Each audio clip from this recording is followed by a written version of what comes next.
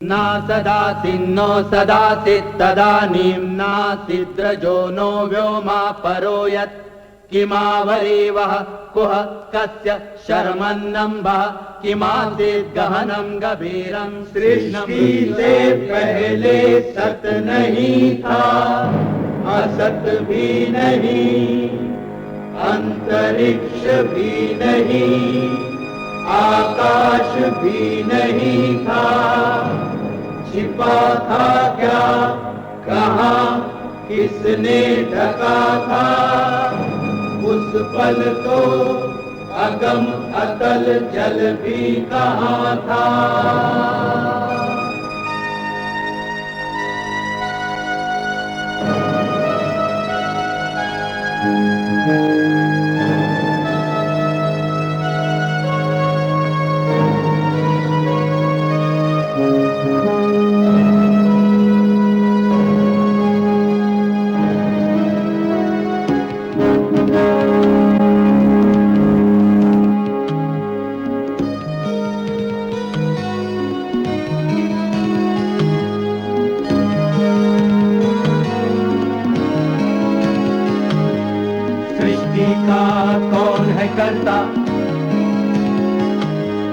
करता है वाह अकर्ता, ऊंचे आकाश में रहता, सदा अध्यक्ष बना रहता, वही सचमुच में जानता या नहीं भी जानता है, किसी को नहीं पता, नहीं पता, नहीं है पता, नहीं है पता।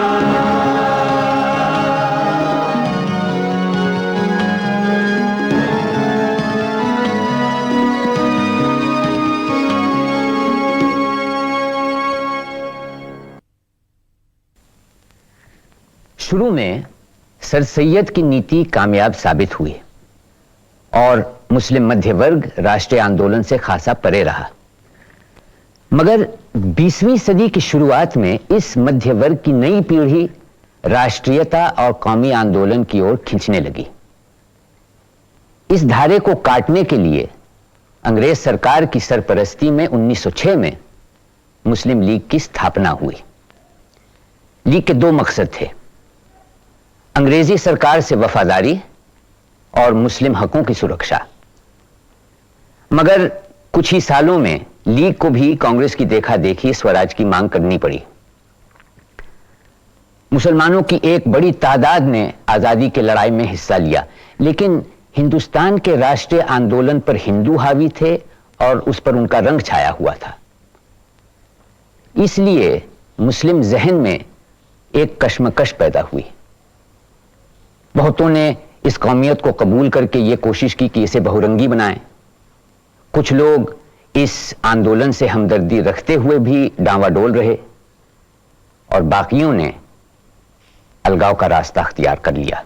सर सैयद की राष्ट्रीय आंदोलन से परे रहने की नीति भले ही देर तक सफल न रही हो, लेकिन उनके साथी नवाब मोहसिन उल मुल्क ने अंग्रेज सरकार को मुसलमानों के लिए अलहदा चुनाव क्षेत्र का खास हक देने पर राजी किया। इस एक अलग हक ने आगे चलकर भारत में अलगाववाद को काफी बढ़ावा दिया। इन अलग चुनाव क्षेत्रों की बिना पर 1916 में कांग्रेस को मुस्लिम लीग से समझौता करना पड़ा। फिर खिलाफत आंदोलन के कारण लीग की अहमियत कम हो गई और खिलाफत पार्टी और जमीयत उल उलेमा और अहरार ने डटकर 1921 के आंदोलन में कांग्रेस का साथ दिया। अपने हितों की सुरक्षा के लिए अंग्रेजों ने 1927 में साइमन कमीशन हिंदुस्तान भेजा, जिसकी जबरदस्त मुखालफत हुई। ये साइमन कमीशन लॉर्ड अर्विन की चाल है, जो उसने हमें फूट डालने और अंग्रेजी हुकूमत की मुखालिफत को कमजोर बनाने के लिए चली है। लेकिन खुदा का शुक्र है कि सारे हिंदुस्तान में इस कमीशन के खिलाफ सख्त एहतजाज किया जा रहा है। जैसा कि आप सभी लोग जानते हैं, बंबई में जबरदस्त हड़ताल की जा चुकी है। लाहौर में भी काफी मुजाहरे हुए हैं, जिनके नतीजे में हमारे बुजुर्ग लीडर लाला लजपत राय जी सख्त जख्मी हो गए हैं। मद्रास, दिल्ली, कलकत्ता में पुलिस मुठभेड़ में काफी लोग या तो मारे जा चुके हैं या जख्मी हो चुके हैं। अब यह कमीशन हमारे शहर लखनऊ में आ रहा है और मैं यह हरगिज नहीं चाहूंगा कि हमारे नौजवान, खास तौर पर तलबा और सियासी कारकुन ऐसे मुजाहिरों में हिस्सा लें जिनसे लोगों की जान जा सके। इसलिए मैं आपसे दरखास्त करता हूं कि कमीशन के खिलाफ मुजाहरे पुरअमन हो और लोग अपने जज्बात पर काबू रखें।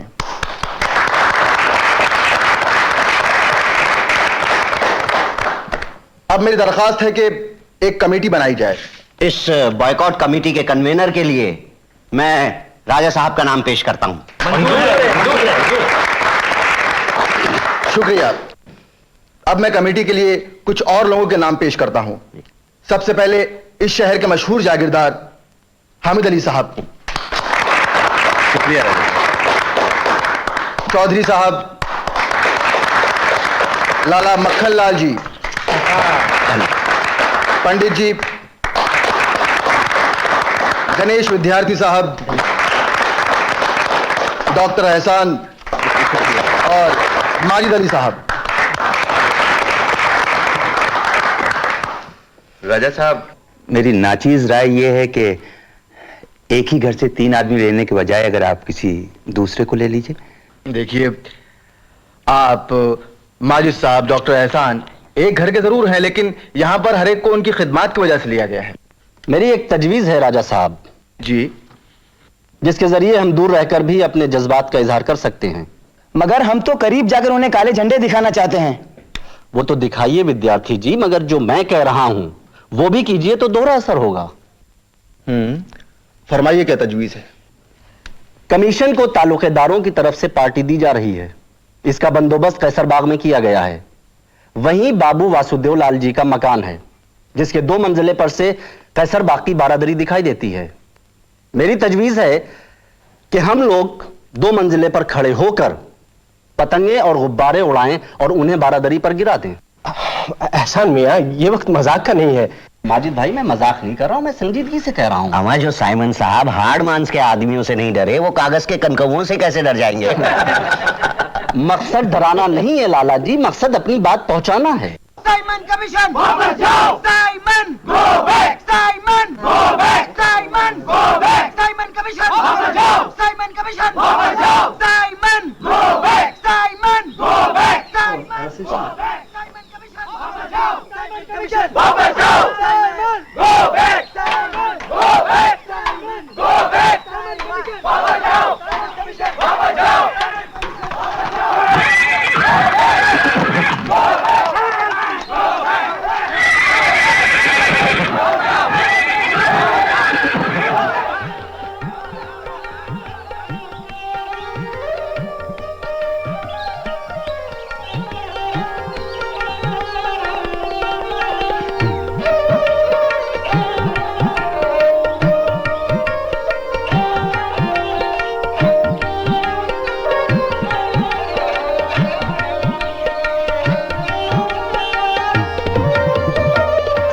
Kite.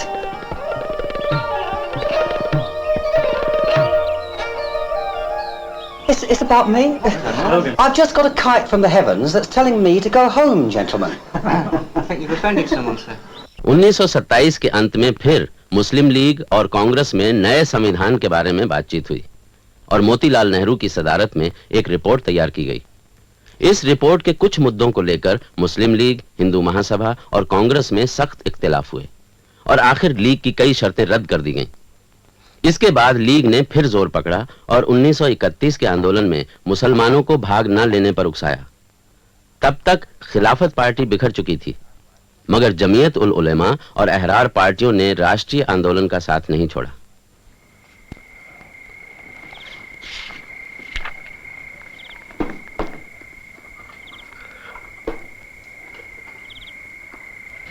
मैंने आपकी इलाहाबाद जाने की सब तैयारी कर ली है। शुक्रिया बेगम। अरे दुल्हन, माजिद मियां सो गए क्या? जाग रहा हूँ भाजन। आइए अंदर आइए। आइए भाजन। आदाब। सलामत रहिए। आइए बैठिए। क्या बात है, बहुत देर लगा दी आपने?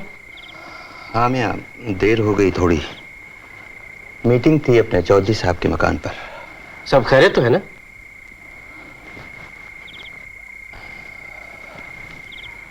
गांधी जी गिरफ्तार कर लिए गए। वो तो होना ही था। जिस दिन नमक का कानून तोड़ने का ऐलान हुआ था, उसी दिन मैं समझ गया था भाईजान कि हुकूमत खामोश नहीं रहेगी। माजिद मियाँ, सिर्फ यही नहीं, खबर मिली है कि दूसरे लोग भी पकड़े जाएंगे। पंडित मोतीलाल, जवाहिरलाल, मालवीय जी, वल्लभ भाई, इन लोगों की गिरफ्तारी के वारंट भी जारी कर दिए गए हैं।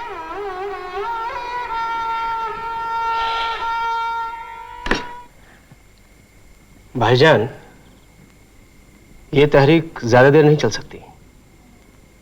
आवाम को लेकर कब तक अंग्रेजों के खिलाफ लड़ेंगे?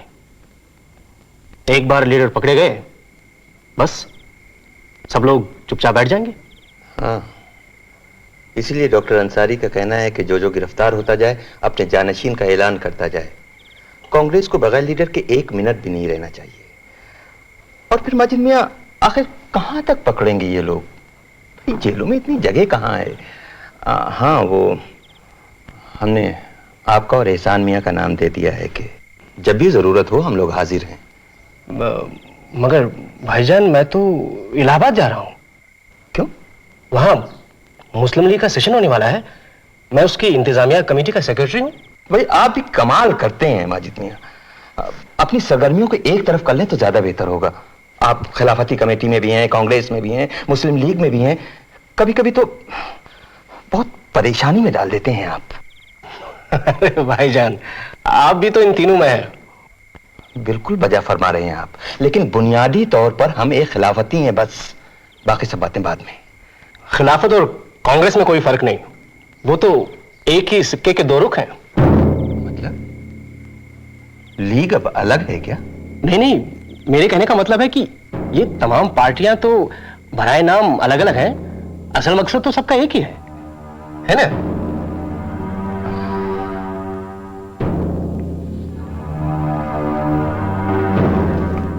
सलीम भाई। अरे शाहीन, आओ। जी।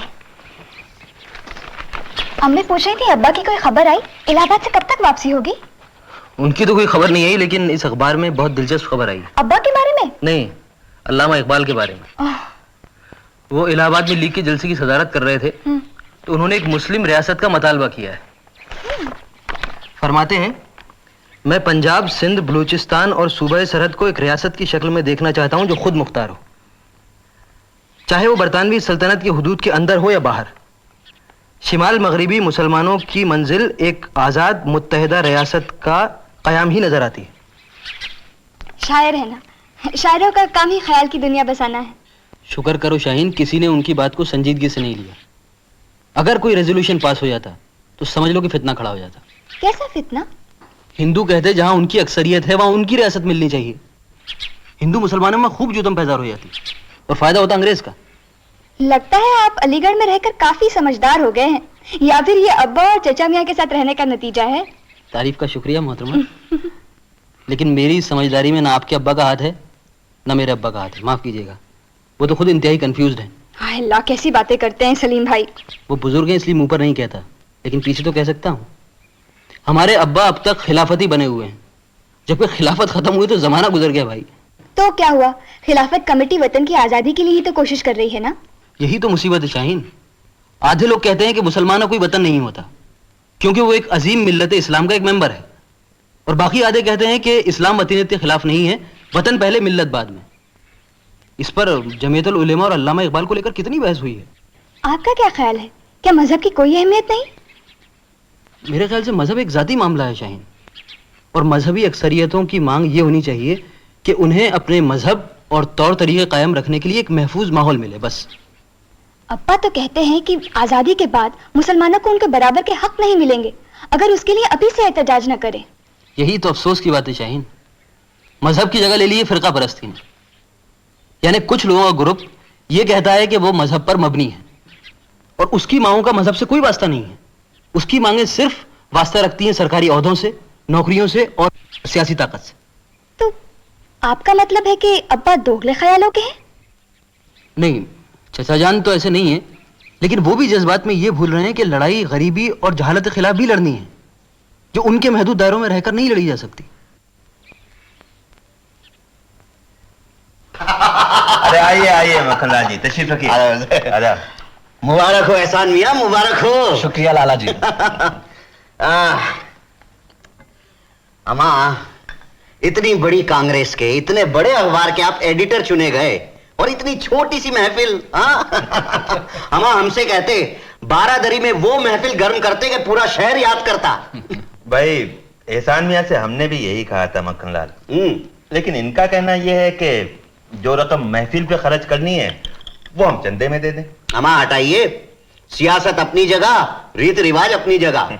लाला जी ये कांग्रेस का अखबार है, खादी पे छपेगा और बैलगाड़ियों में बटेगा।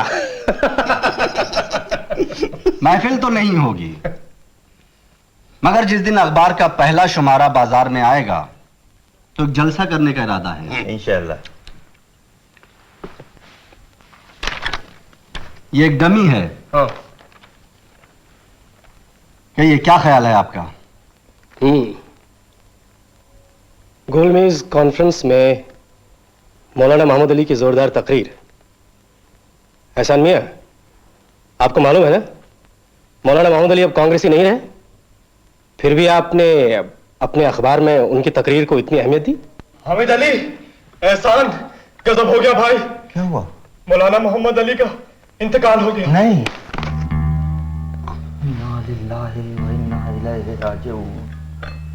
खुदा मागफिरत करे। कैसा शेर आदमी था।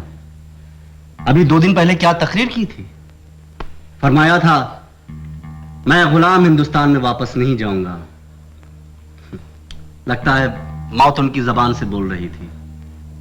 मरने वाले मरते हैं लेकिन फना होते नहीं। वो हकीकत में कभी हमसे जुदा होते नहीं।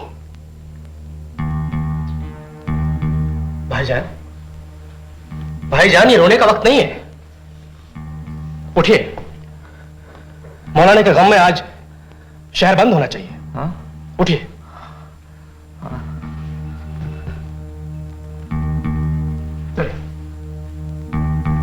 मौलाना मोहम्मद अली, मौलाना मोहम्मद अली, मौलाना मोहम्मद अली, मौलाना मोहम्मद अली। भाइयों, आज मौलाना मोहम्मद अली की वफात के गम में सारे शहर में बंद रहेगा, इसलिए दुकानें बंद कर लीजिए। शुक्रिया शुक्रिया। मौलाना मोहम्मद अली, मौलाना मोहम्मद अली, मौलाना मोहम्मद अली। रामलाल, आप दुकान नहीं बंद कर रहे हैं? क्यों? रामलाल जी, मरहूम मोहम्मद अली साहब के गम में हम सबको शरीक होना चाहिए। मैं ख्याल है आप भी अपनी दुकान बंद करें। अरे भाई, हम क्यों अपना धंधा खराब करें? हाँ, मरने वाले हमारे नेता थोड़ी थे। ये क्या कह रहे हैं आप रामलाल? अगर आपके नेता ना होते तो इतनी बीमारी के बावजूद वो लंदन क्यों गए होते? अपने मुल्क की आजादी के लिए लड़ क्यों रहे होते? अरे वो मुसलमानों के नेता थे, मुसलमान अपनी दुकानें बंद करें। या आप हिंदू मुसलमान का क्या सवाल उठा रहे हैं? हाँ रामलाल, अपनी दुकान बंद करो। ये क्या बेकार का सवाल उठा रहे हैं आप? अरे हिंदू मुसलमान हैं तो हिंदू मुसलमान का सवाल भी उठेगा। हाँ चलिए भाईजान, चलो। ऐसे लोगों से क्या मुंह लगना। माजिद मियां, ये हिंदू मुसलमान का सवाल इससे पहले तो नहीं उठा था। ये उठान अच्छी नहीं है भाई। अल्लाह खैर करे। वो मौलाना मोहम्मद अली जो एक जमाने में गांधी जी का दाहिना हाथ माने जाते थे, अब इनके लीडर नहीं रहे। भूल गए उनकी सारी कुर्बानियां। मौलाना मोहम्मद अली, मौलाना मोहम्मद अली, मौलाना मोहम्मद अली।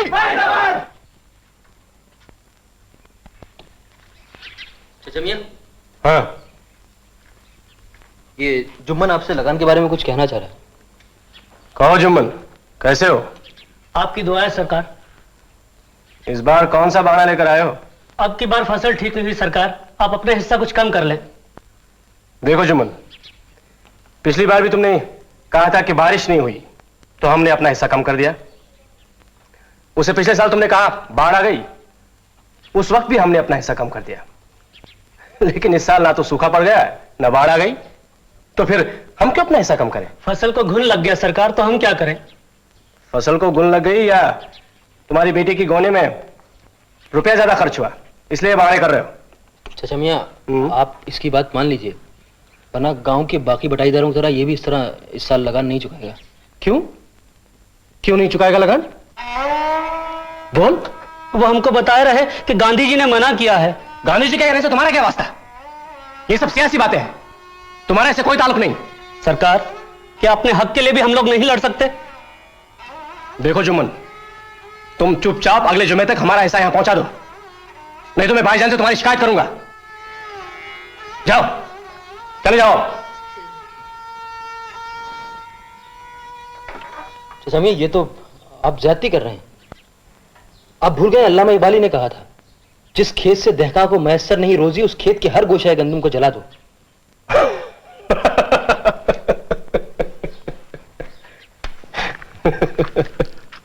सलीम मियां, ये जवाहरलाल और उसके सोशलिस्ट साथियों ने इन गरीब मजदूरों का दिमाग खराब कर दिया है। कह रहे हैं कि अब जागीरदारी खत्म कर दो। तो गरीब किसान और मजदूर का भला हो जाए तो क्या बुराई है इसमें चाचा जान? सलीम मियां, तो आप ये कहना चाहते हैं कि हुकूमत इन जुम्मन मियां जैसे मजदूरों के हाथ में दी जाए? इकबाल साहब का कौड़ा भूल गए? जमाने कार अगर मजदूर के हाथ में हो फिर क्या, तरीका कौकन में भी वही हीले हैं परवेजी। सलीम मियां, ये गरीब किसानों की आड़ लेकर जवाहरलाल भी अब हिंदू महासभा की हाँ में हाँ मिला रहे हैं। लेकिन जागीरदारी खत्म करने की मांग से हिंदू महासभा क्या ताल्लुक है चाचा मियां? वो तो खुद पैसे वाली पार्टी है। जागीरदारी खत्म करने की मांग इसलिए की जा रही है क्योंकि ज्यादातर काश्तकार हिंदू है और जमींदार मुसलमान है। सारे हिंदुस्तान में ऐसा नहीं है, मसलन बंगाल और मलबार में तो मुसलमान काश्तकारों ने 1921 में हिंदू जागीरदारों के खिलाफ जहाद किया था। इसीलिए सलीम मियां, जागीरदारी खत्म करने की मांग यूपी में की जा रही है। बंगाल और मलबार में यही लोग इस बात की मुखालफत कर रहे हैं। सलीम मियां, ये सब मंसूबे मुसलमानों के खिलाफ हैं, खासकर यूपी के मुसलमानों के खिलाफ, क्योंकि यूपी का मुसलमान बाकी मुसलमानों की नुमाइंदगी कर रहा है। पहले हमारी हुकूमत चली गई, अब अगर जागीरदारी भी खत्म हो जाएगी तो हम कहां के रह जाएंगे? मुझे तो इस मुल्क में इस्लाम खतरे में नजर आ रहा है। रगों में अब वो लहू बाकी नहीं है, वो दिल, वो आरजू बाकी नहीं है। नमाज और रोजा, कुर्बानी और हज, ये सब बाकी है, मगर तू बाकी नहीं है। चाचा जान, आप जो कह रहे हैं आपको खुद को भी उस पर यकीन नहीं है। सलीम मियां,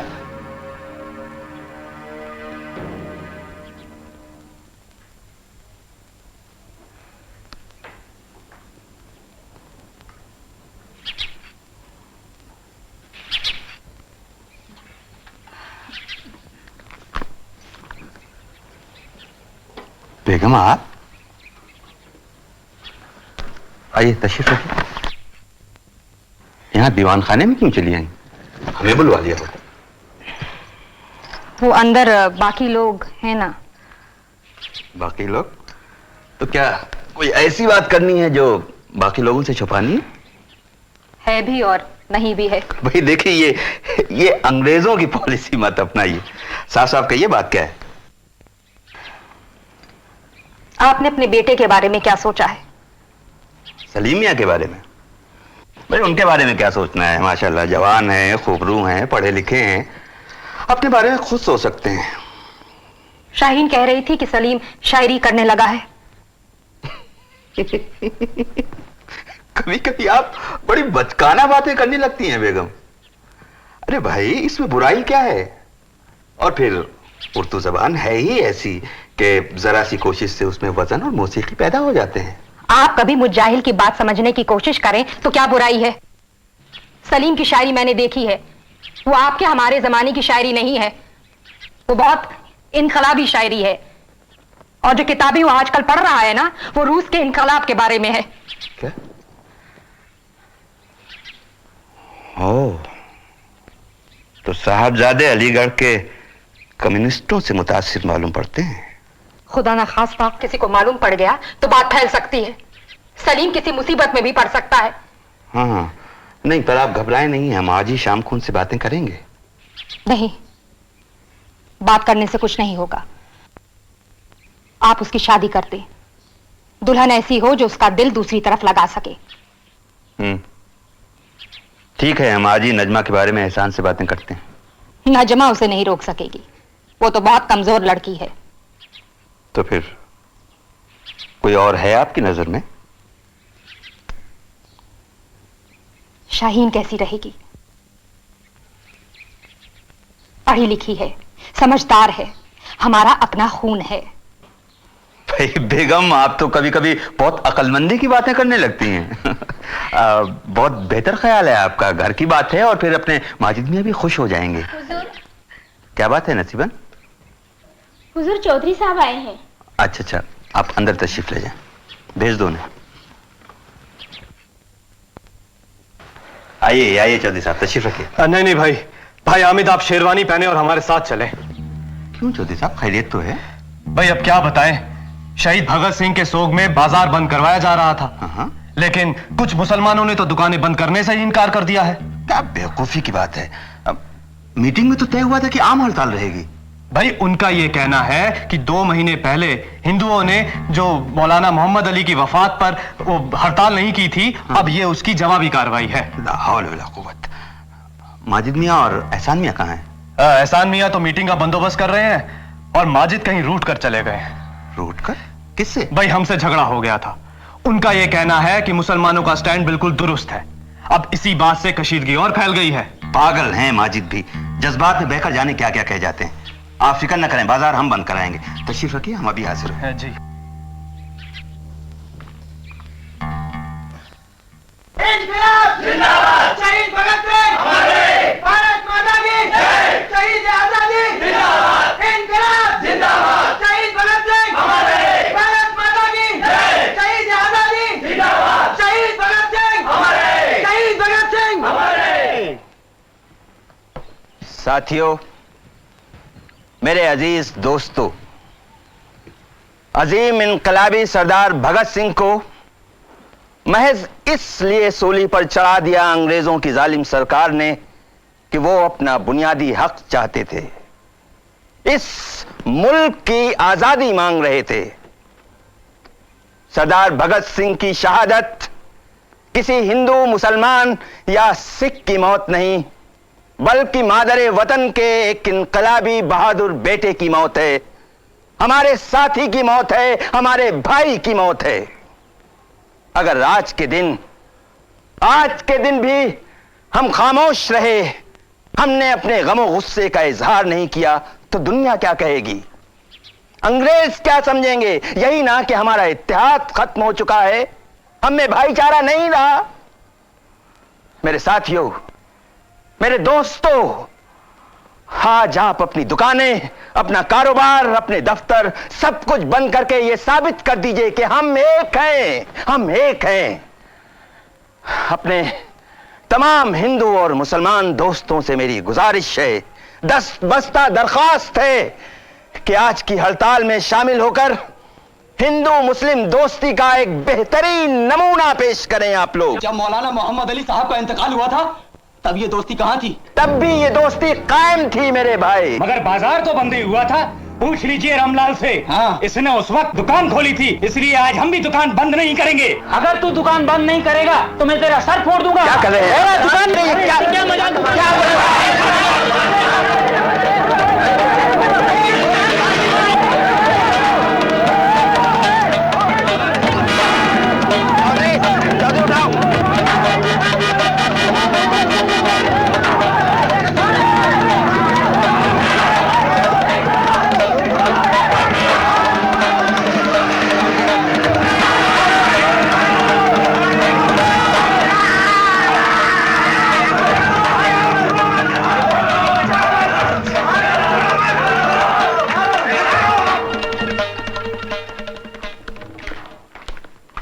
नमस्ते डॉक्टर साहब। आदाब लाला जी, बैठिए बैठिए। आदाब। आदाब पंडित जी, बैठिए। कहिए कैसे? ठीक हूँ लाला जी, मैं तो आज ही लौटा हूँ। पता चला मसीहा आप बीमार हैं तो देखने चला है। अब कैसा है जख्म? जख्म तो भर जाएगा पंडित जी,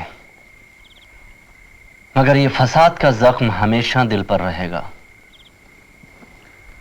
बेचारा गणेश विद्यार्थी जैसा शरीफ आदमी मारा गया, बड़ा दोस्त आदमी था। आज तक हमारे शहर में कभी फसाद नहीं हुआ था, यहां भी हो गया। बापूजी का बयान पढ़ा आप लोगों ने? बड़ा दुख हुआ उन्हें। जवाहरलाल जी तो दौरा करने आ रहे हैं। सुना है जवाहरलाल बोल्शेविक हो गए। रूस जैसा संघर्ष यहां भी लाना चाहते हैं। वो बोल्शेविक नहीं है, वो यहाँ डेमोक्रेसी निजाम चाहते हैं। ये तो नहीं होगा। क्यों? क्यों नहीं होगा? इसलिए कि यहाँ के मुसलमान उनका साथ नहीं देंगे। ये आप कैसे कह सकते हैं? क्या मैं मुसलमान नहीं हूं?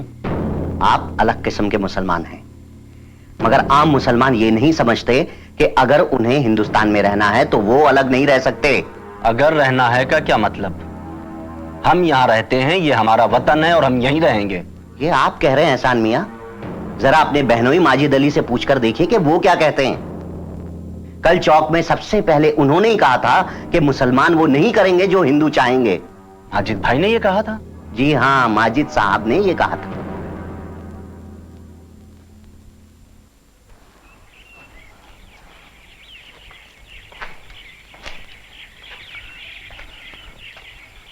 आदाब भाईजान। आदाब। अब आपकी तबीयत कैसी है? भाभी जान बता रही थी कि आपने कल से कुछ खाया नहीं। आप कुछ नाराज मालूम हो रहे हैं।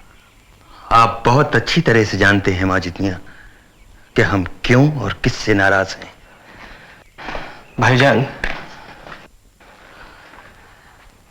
भाईजान, मुझ में आप जितनी कुव्वत बर्दाश्त नहीं है।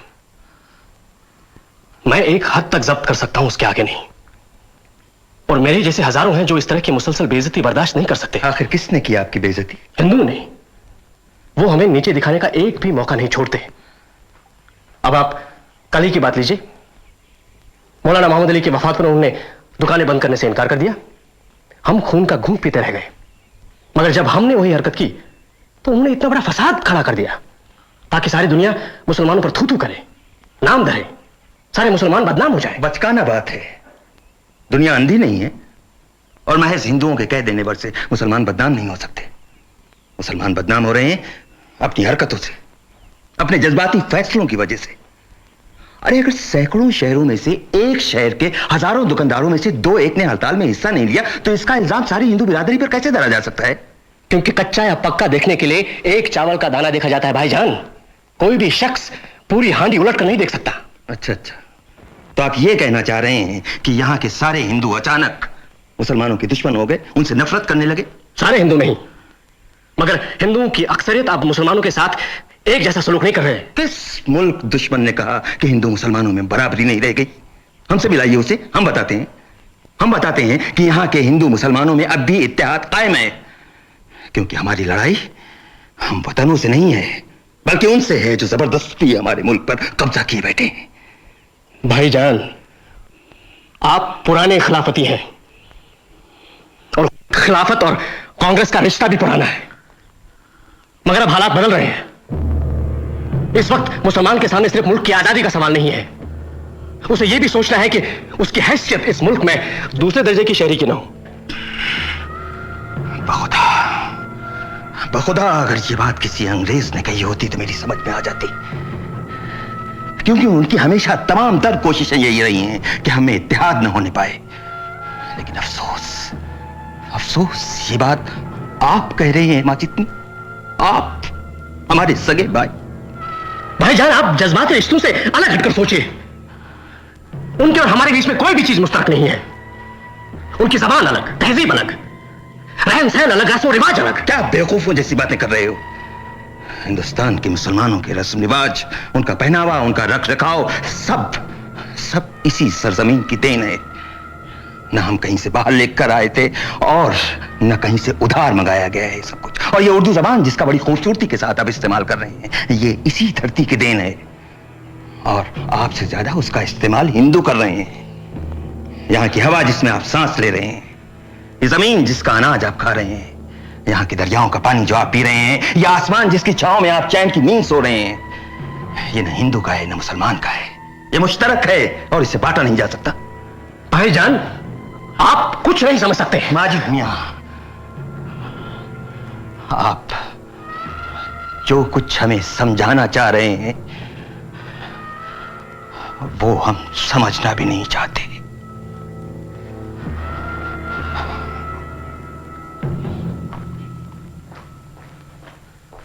उन्नीस 1932 में अंग्रेज सरकार की ओर से सांप्रदायिक अवार्ड का ऐलान हुआ, जिसमें यह तय हुआ कि चुनाव क्षेत्रों की संख्या बढ़ाई जाएगी और प्रांतों में सरकार भी कायम होगी, जिसमें हिंदुस्तानियों की काफी दखल होगी। मगर पूरे मुल्क के लिए केंद्रीय सरकार बनाने पर अंग्रेज राजी नहीं थे। हर संप्रदाय के लिए अलग अलग चुनाव क्षेत्र मुकर्रर हुए और इस कानून के तहत 1936-37 में चुनाव तय हुए। राजा साहब, अगर ये खबर सच है तो बड़ी परेशानी की बात है। मैं अभी अभी पंत साहब से मिलकर आ रहा हूँ। रफी अहमद कुदवाई मौजूद थे, वो दोनों भी बेहद परेशान हैं। अजी इलेक्शन सर पर है, उसका तो नक्शा ही बदल जाएगा। आदाब भाईजान, आइए तशरीफ। खैरियत तो है एहसान में? अब बेवक्त तकलीफ इसलिए दी कि एक बहुत ही अहम खबर आई है। फरमाएं। राजा साहब आप ही बताइए। हामिद साहब, अंग्रेज फिर एक चाल चल गया है। गवर्नर सर मैल्कम हेली ने यूपी के तमाम जमींदारों को इस बात पर राजी कर लिया है कि वो अपनी पार्टी बनाएं। पार्टी का नाम भी रखा गया है नेशनल एग्रीकल्चरिस्ट पार्टी। अब ये नई पार्टी कांग्रेस के मुकाबले में इलेक्शन लड़ेगी और इसके पास जमींदारी की ताकत के साथ साथ सरकारी हिमायत भी होगी। तो क्या मुस्लिम जमींदार भी इस पार्टी में शामिल हैं राजा साहब? मुसलमानों के लिए जो सीटें रखी गई हैं, अब उन पर मुसलमान जमींदार इंतखाब लड़ेंगे। एग्रीकल्चरिस्ट पार्टी अपना कोई नुमाइंदा नहीं खड़ा कर रही है। जाहिर है कि मुसलमान जमींदार बिला मुकाबला ही जीत जाएंगे, लेकिन ये वो जमींदार होंगे जिन्हें मुस्लिम लीग की हिमायत हासिल होगी। मुस्लिम लीग? राजा साहब, मुस्लिम लीग तो बस बराए नाम है। अजी लीग को दोबारा जिंदा किया जा रहा है। मोहम्मद अली जिन्ना लंदन से वापस आकर मुस्लिम लीडरों से मुलाकात शुरू कर चुके हैं। सवाल यह पैदा होता है हामिद भाई कि इस सूरत हाल में उन मुसलमानों का क्या होगा जो ना तो जमींदार हैं और ना ही लीग के साथ में हैं। भाई चौधरी साहब, इस बात का फैसला तो तभी हो सकता है जब ये मालूम हो जाए कि मोहम्मद अली जिन्ना के दिल में क्या है। दिल्ली में भी सर्दी तो बहुत होगी। हाँ, लेकिन सियासी गर्मा गर्मी में महसूस नहीं हुई। जिस दिन वहां पहुंचा उसी शाम कायदे आज़म ने मुझे बुला लिया। वहां पहुंचा तो अच्छा खासा जलसा था। सभी लोग मौजूद थे। मुंशी किफायतुल्लाह, मौलाना हुसैन अहमद और शौकत अली भी थे वहां। मगर ये लोग तो लीग में नहीं हैं। हाँ, ये लोग लीग में नहीं है, ये लोग मुस्लिम यूनिटी बोर्ड के मेंबर हैं। कायदे आज़म ने उन्हें बातचीत करने के लिए बुलाया था। कायदे आज़म हिंदुस्तान के सारे मुसलमानों को एक झंडे तले देखना चाहते हैं। फैसला क्या हुआ? कायदे आज़म ने कहा कि उन्हें लीग की लीडरशिप पसंद नहीं है जो इस वक्त जमींदारों और सरकार से खिताब हासिल करने वालों के हाथों में है। उनका कहना था कि ये लोग सिर्फ अपना फायदा देखते हैं, इनके लिए मजहब और कौम की कोई अहमियत नहीं है। कायदे आज़म ने यहां तक कहा कि लीग के मौजूदा लीडर अंग्रेजों के पिट्ठू हैं। हाय अल्लाह, कोई कुछ बोला नहीं? क्या कहते? अब 10 मई को बम्बई में एक सेशन रखा गया है जिसमें इलेक्शन के लिए एक पार्लिमानी बोर्ड चुना जाएगा। कायदे आज़म ने साफ कहा, देखो भाई, हमारी पार्टी को अक्सरियत तभी मिल सकती है जब जितनी भी मुस्लिम सीटें हैं उन पर जो भी मुसलमान इलेक्शन लड़ेगा वो लीग का हो। मुस्लिम यूनिटी बोर्ड के मेंबरों ने कायदे आज़म की बात मान ली? नहीं, मौलाना हुसैन अहमद और मौलाना शौकत अली ने एतराज किया। उनका कहना था कि भाई हम तो अंग्रेजों से मुकम्मल आजादी की मांग कर रहे हैं और इसलिए अपनी मुहिम चला रहे हैं। लीग मुकम्मल आजादी की कायल ही नहीं है, इसलिए कोई समझौता नहीं हो सकता। इस बात पर कायदे आज़म ने कहा कि भाई पार्लिमानी बोर्ड में हम आप लोगों को अक्सरियत देंगे, आप जो भी फैसला करेंगे वो हमें मंजूर होगा। बस इस नतीजे पर पहुंचकर मीटिंग खत्म हो गई। अल्लाह करे इलेक्शन का नतीजा अच्छा निकले। इंशाल्लाह। कांग्रेस इस बात को मानती है कि हिंदू और मुसलमानों के बीच बहुत सारे इख्तिलाफात हैं, मगर ये इख्तिलाफात क्या हैं? सिर्फ बात को समझने के ढंग में फर्क है। अगर मुसलमान चाहता है कि उसके जायज मुतालबात पूरे किए जाएं, तो वो क्या गलत चाहता है? अगर वो चाहता है कि उसे रियायतें दी जाएं, तो यह उसका समाजी हक है। मगर यह इख्तिलाफ, यह फर्क मजहब की वजह से नहीं, यह तो एक शहरी का दूसरे शहरी से इख्तिलाफ है। जो लोग मजहब का लफ्ज सियासत में इस्तेमाल करते हैं, उसका नाजायज फायदा उठाते हैं, वो किसी भी मजहब के मानने वालों के दोस्त नहीं, उनके दुश्मन हैं। वो फिरका परस्त हैं जो एक छोटे से फिरके के फायदे के लिए मजहब की आड़ ले रहे हैं। आज हम अच्छी तरह जानते हैं कि कांग्रेस की पॉलिसी क्या है। कांग्रेस की पॉलिसी वही है जो उसके आका अंग्रेज की पॉलिसी है, यानी मुसलमानों को आपस में लड़वाओ और उन्हें कमजोर करो। खुदा के वास्ते आप उनके फरे में ना आए, क्योंकि ये बहुत ही मुश्किल वक्त है। कायद आजम ने सही फरमाया है, अगर मुसलमानों में इत्तेहाद नहीं होता तो किसी भी कीमत पर उनकी तबाही नहीं रुक सकती। अगर आपको लगता है कि हम गलती पर हैं, अगर आप लोगों को हमसे इत्तेफाक नहीं है, तो आप लोग हमारे साथ आइए, हमारी गलती को ठीक कीजिए, क्योंकि घर का ऐब घर वाले ही ठीक कर सकते हैं, कोई गैर नहीं। इस वक्त हमें इत्तेहाद की जरूरत है। अल्लामा इकबाल फरमाते हैं, मुनफियत एक है इस कौम की, नुकसान भी एक ही सबका नबी, दीन भी ईमान भी एक, हरम पाक भी, अल्लाह भी, कुरान भी एक, कुछ बड़ी बात थी होते जो मुसलमान भी एक। फिर बंदी है कहीं और कहीं जाते हैं, क्या जमाने में पनपने की यही बातें हैं? इसलिए दोस्तों, मैं आपसे गुजारिश करता हूं, एक बात याद रखिए, हमें इस वक्त इत्तेहाद की जरूरत है। बस और मुझे कुछ नहीं कहना है। अगर हमें इस देश का स्वामी बनना है, अगर हमें अपने भाग्य का फैसला खुद करना है, तो हमें हिंदू बनना होगा। हमें एक ऐसी संस्कृति का निर्माण करना पड़ेगा जैसी मुसलमानों ने अपने लिए की है। उनकी संस्कृति, उनका कल्चर इस देश का कल्चर नहीं है। अगर वो चाहते हैं कि इस पावन धरती का अंश बने, तो उन्हें हमारे संस्कारों को अपनाना चाहिए, उन्हें हिंदू नाम रखने चाहिए, हिंदू त्योहारों को उसी तरह मनाना चाहिए जिस तरह वो अपने त्योहार मनाते हैं, उन्हें हिंदू धर्म अवतारों का आदर करना चाहिए। तभी इस देश में हिंदू मुस्लिम एकता संभव है, और यही महासभा का लक्ष्य है।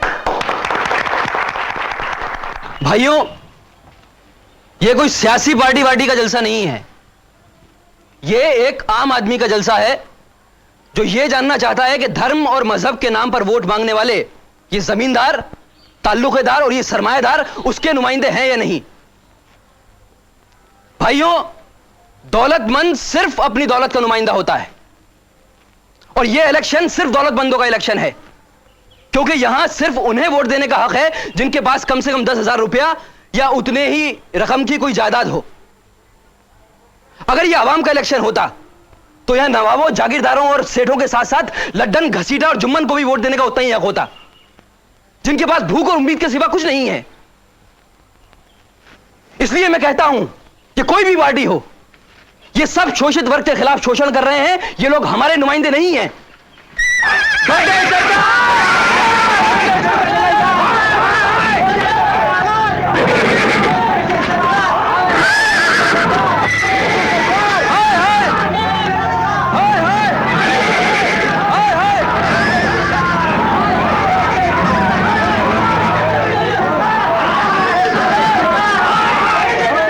1937 के चुनाव में मुस्लिम लीग बुरी तरह हारी। हालांकि कांग्रेस कई प्रांतों में जीती, लेकिन कांग्रेस ने खास मुस्लिम चुनाव सीटों पर बहुत कम उम्मीदवार खड़े किए, और जहां किए भी वहां आधी से कम जगहों पर फतेह हासिल की। इसके बाद लीग के सदर मोहम्मद अली जिन्ना ने कांग्रेस से फिर एक बार समझौता करना चाहा, मगर शर्त यह थी कि मुस्लिम लीग को ही हिंदुस्तानी मुसलमानों का एकमात्र नुमाइंदा स्वीकारा जाए, जो शर्त कांग्रेस ने रद्द कर दी थी। इसके बाद झांसी के एक उपचुनाव में लीग ने पहली बार इस्लाम खतरे में है का नारा अपनाकर कामयाबी हासिल की, तो लीग और कांग्रेस में तनाव बढ़ गया। फिर क्या, अंग्रेजों की फूट डालकर कमजोर करो वाली नीति जो वो आयरलैंड में आजमा चुके थे, यहां भी कारगर साबित हुई, और देखते देखते मुल्क के बंटवारे के लिए मांग बढ़ने लगी। 1930 के इंतखाब में 70 लाख वोटर्स थे, जबकि इस इलेक्शन में 3 करोड़ 60 लाख हिंदुस्तानियों के पास अपनी राय देने का हक था, और सारे ब्रिटिश इंडिया से 1585 नुमाइंदे चुने जाने थे। कांग्रेस ने 1161 जगहों के लिए मुकाबला किया और 716 सीटें जीत लीं। 11 में से 6 सूबों में कांग्रेस को अक्सरियत मिली है, और 3 ऐसे सूबे हैं जहां कांग्रेस सबसे बड़ी पार्टी है। यूपी में कांग्रेस को 288 में से 133 जगह मिली हैं। जैसा कि आपको मालूम है कि ब्रिटिश इंडिया में 482 जगह मुसलमानों के लिए मखसूस थीं, उनमें से कांग्रेस ने 56 जगहों पर अपने उम्मीदवार खड़े किए और 28 सीटें जीत लीं। इस इलेक्शन में मुस्लिम लीग को मुस्लिम अक्सरियत के इलाकों में भी कामयाबी हासिल नहीं हुई है। सरकारी ऐलान के मुताबिक बंगाल में 117 मुस्लिम जगह थीं जिनमें से लीग को 38 हासिल हुई।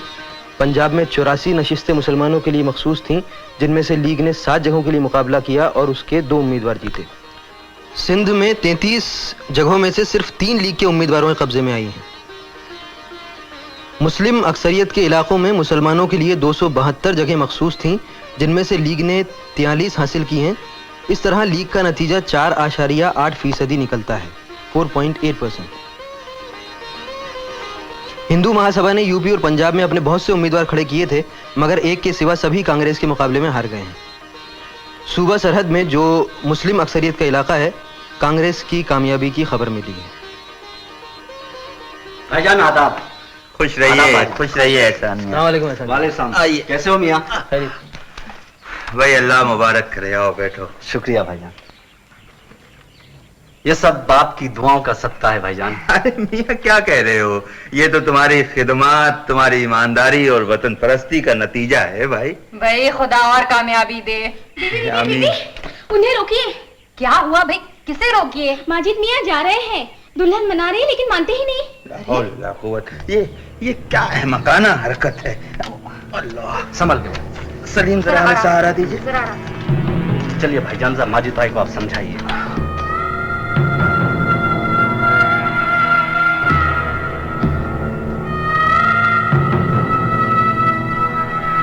माजिद मियाँ, माजिद भाईजान, अब आप बीच में न बोले।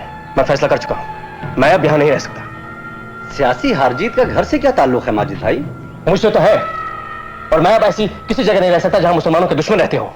आप तो ऐसा कह रहे हैं जैसे तमाम मुसलमानों के नुमाइंदे आप ही हों। जी नहीं, मुसलमानों के नुमाइंदे तो आप जैसे कांग्रेस के मुसलमान हैं। माजिद मियाँ, माजिद, हमें से कोई सारे मुसलमानों का नुमाइंदा नहीं है भाई। हम तो सैलाब में बहते हुए उस तिनके की मानिंद हैं जिसे खुद अपनी मंजिल का पता नहीं।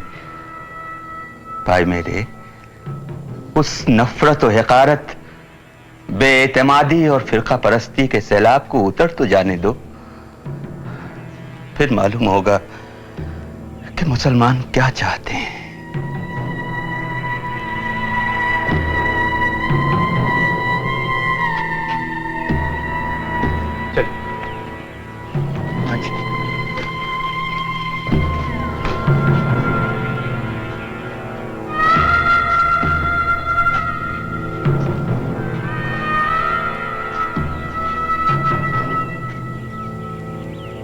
मुझे नहीं लगता अब्बा कि ये सैलाब कभी भी उतरेगा।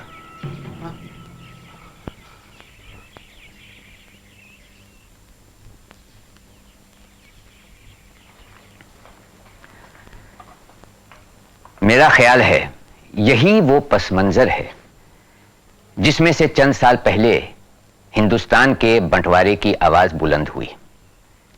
यूं तो उनके कारण थे, कई फराहमी सबब भी, कई तरह की गलतियां और हिमाकतें, और सबसे बढ़कर अंग्रेजी सरकार की जोड़ तोड़ की नीति।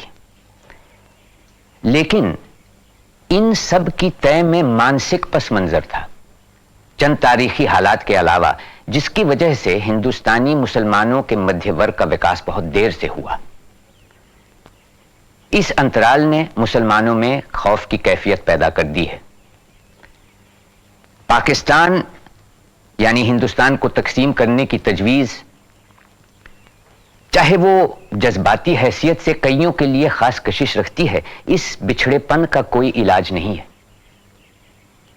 और यह अंदेशा है कि इससे जागीरदार तबके की गिरफ्त काफी अरसे तक और मजबूत हो जाएगी और मुसलमानों की आर्थिक तरक्की में ज्यादा देर लगेगी।